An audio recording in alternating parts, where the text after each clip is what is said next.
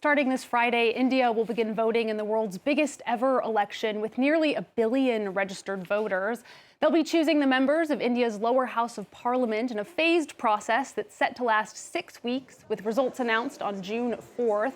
Prime Minister Narendra Modi is seeking a third consecutive term. His Hindu nationalist BJP is seen as the favorite, but they do face a challenge from a coalition of 28 center-left opposition parties led by the Indian National Congress and its main figurehead, Rahul Gandhi.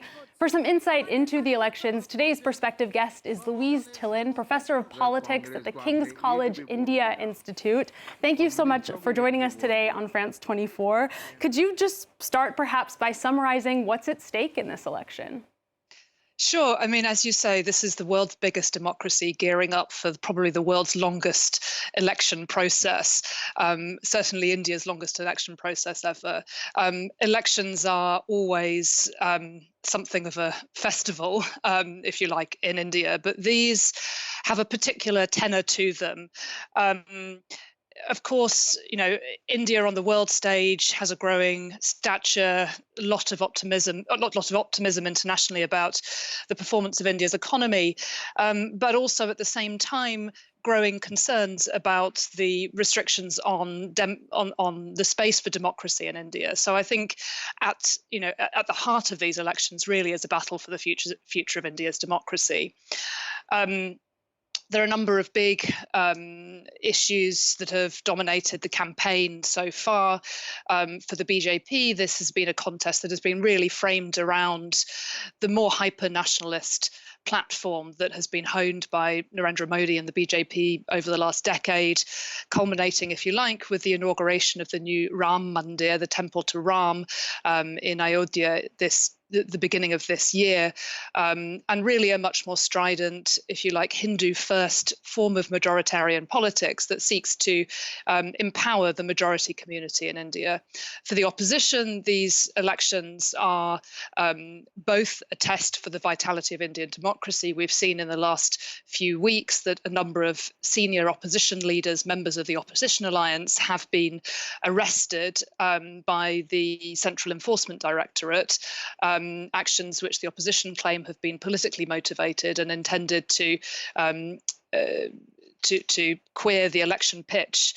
The opposition are also trying to raise attention on questions of the growing and serious problem of unemployment or underemployment and the effect of price rises. So, amidst all of the optimism about India's economic growth, there is still an awful lot of economic distress in India and rising inequality as well. So the opposition are really trying to focus on these questions during the elections. I want to dig into all of those issues, but I thought we should first talk a little bit just about this incredible voting process that's, going to be taking place over 6 weeks. Can you talk a little bit more about it and about why it's so complex?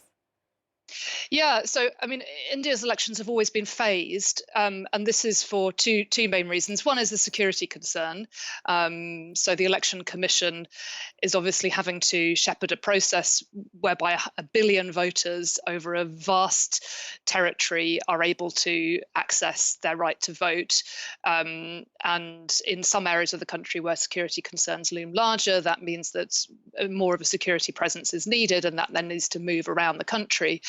But there are also the practical questions of, India is a country in which you have some very densely populated areas and then some much more sparsely populated areas, for instance, mountainous terrain or heavily forested terrain, in which there may only be a handful of voters, but election officials still need to reach them with ballot papers.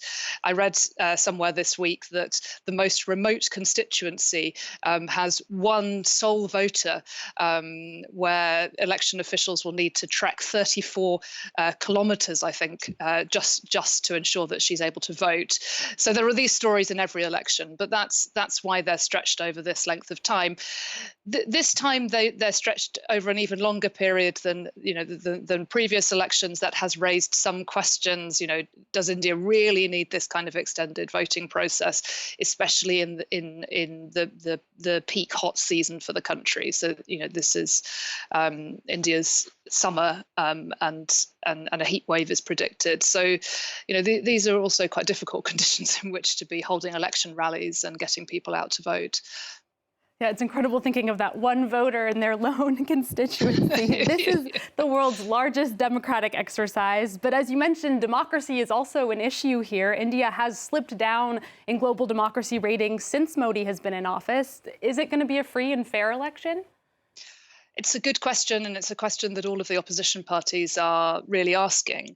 I think India so far has, or in recent years, has seen relatively little evidence of interference in the ballot process. So, we don't see major evidence of ballot tampering or ballot stuffing, if you like. There have been some stories in the recent past, but not at a large scale. And we also haven't, as yet, seen any effort to question the outcome of an election result and to prevent a handover of power.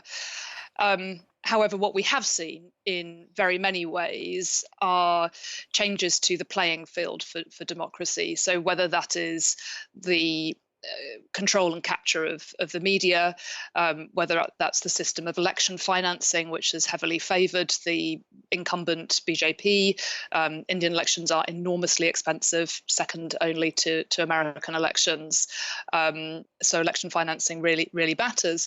And also, as I mentioned earlier, the arrests of several major opposition leaders, including the sitting chief minister of Delhi, right at the beginning of the campaign, raised serious questions about the ability of the opposition to contest these elections on a level playing field.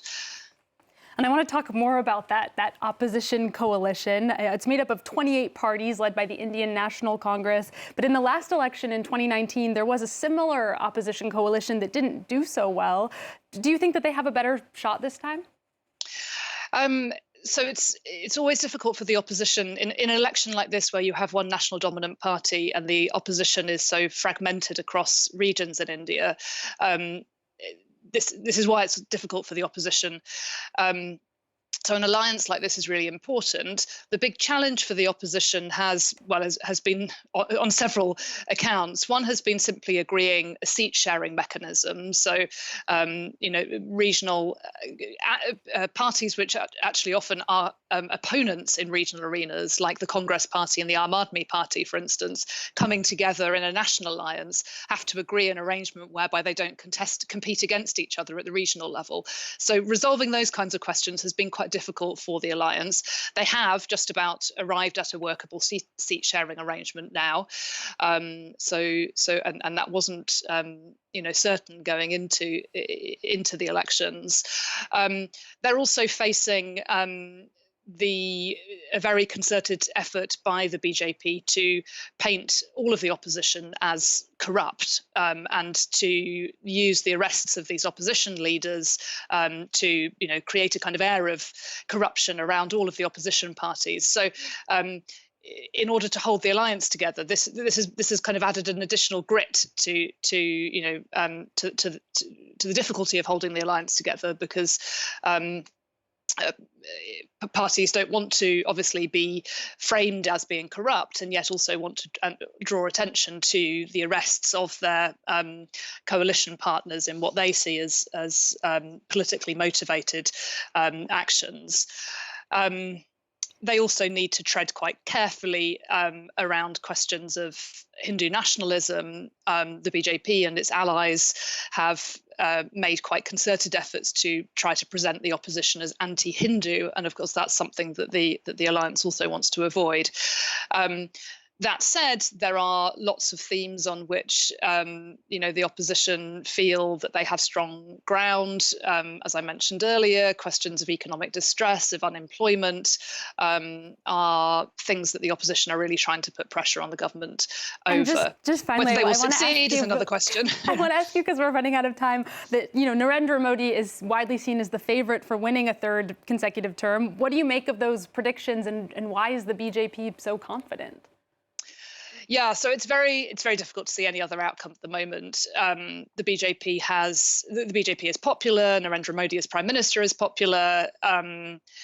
the party in the 2019 elections exceeded both their vote and their seat share over 2014. Whether they'll manage to do it again this time is an open question, and that's really what many election analysts are looking for. It's the margin of victory that will be significant and will shape what the party goes on to do in a third term, if indeed they do win a third term. The extent to which they might need to rely more on alliance partners than they do at present, for instance. Questions like those have often served to moderate the freedom of manoeuvre of a government once in power. But yes, this is a confident